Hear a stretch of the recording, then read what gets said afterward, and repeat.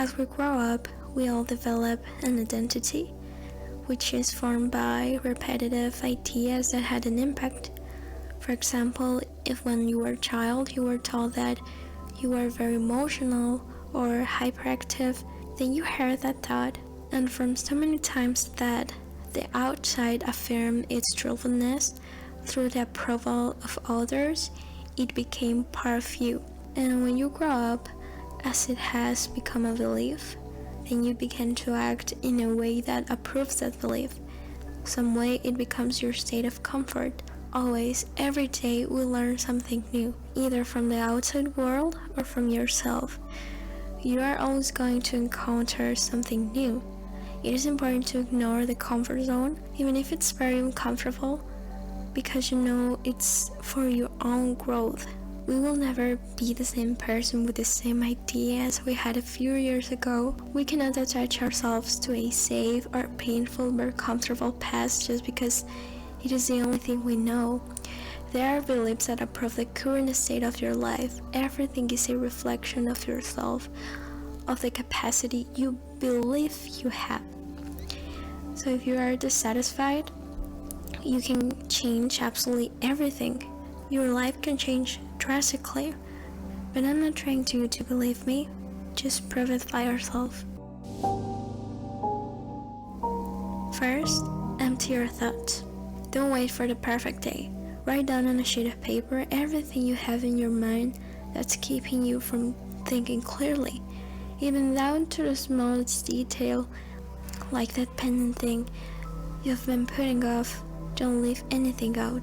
When you write it, you take weight off your mind, because the thoughts will always be there, and if you don't get them out, they will form a snowball that will be very difficult to deal with later. Think carefully about what worries you, what you have been thinking these days, what you wanted to. Take your time. I highly recommend you do this alone in silence. Also turn off your cell phone, because that way you will be more focused and there will be no external stimuli to distract you. The next thing is know your learning method. How do you learn best? By listening, by reading, by playing, by practicing. You absorb information by listening to podcasts, with music, with lectures, or do you learn by watching, reading, with images, videos, movies, books, or do you learn by practicing, by doing the work? Imagine what you want for the future in a short term, but don't go too far. Take a sheet of paper and place images, phrases, thoughts, everything you want for that moment. There is no limit. So the first phase is you are going to use your greatest power, imagination. Imagination. Wow, I never thought of it that way. Imagine what you want, what calls to your soul. Play relaxing music or look for videos of people who have achieved it. Imagine that everything you want is possible, because everything is. You have to remember that happiness is a state of mind that emits a specific vibration. If you vibrate in gratitude, eventually you will be in situations that will make you feel grateful. You have to connect from love, not for materialism or superficiality. Be clear about your intentions, because that is a key. If you want lots of money, what will you do with it? If you want love, think and act like a benevolent and loving being. And the second phase is to cover your thoughts. So, how does it work?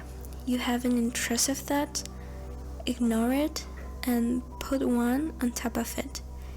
If you are in a negative situation and you keep positive thoughts, you can gradually delete the negative ones. This is called destructive interference. So you know that high frequencies are always overlaid by low frequencies, just with the intention of changing them for the better.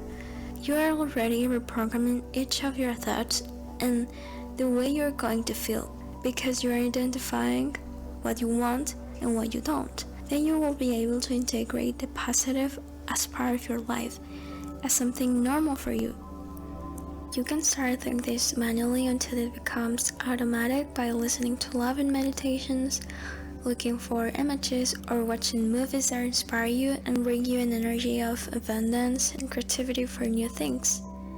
Every time you do something consciously, you are going to think about what you want and act in a way that can prove that thought to be true, until it becomes suggested in your whole being and you have a new identity.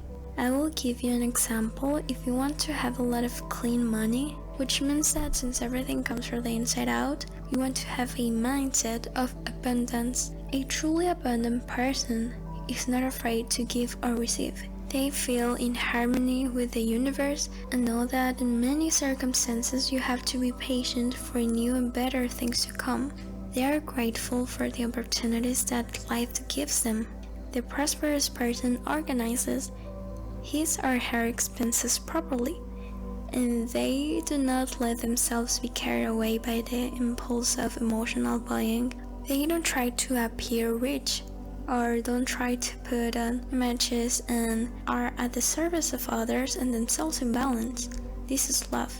The third and last phase consists of reprogramming your beliefs. Write a list of what scares you, for example, showing yourself in public in general. Go little by little, taking baby steps. So when you have identified your fear, I want you to start facing it. You must never forget the patience that is needed. And I will tell you how to solve your fear because you already know the way. For a moment, do not think about what might happen, about the non-existent future. So let's create that belief for a new one. And there will be people who think that this is too risky because you are literally exposing yourselves to your fears. But something that life has taught me is that sometimes we have to think less and do more. Because our mind creates so many excuses that instead of helping us plan a way out, it takes us farther away from our goals. So ask yourself why certain things cause you to have negative feelings, such as fear or anxiety. It is also important to know if that limiting belief at some point protects you from something, but they do not always arise from something negative. They are simply things that protect us from something that we think will hurt us.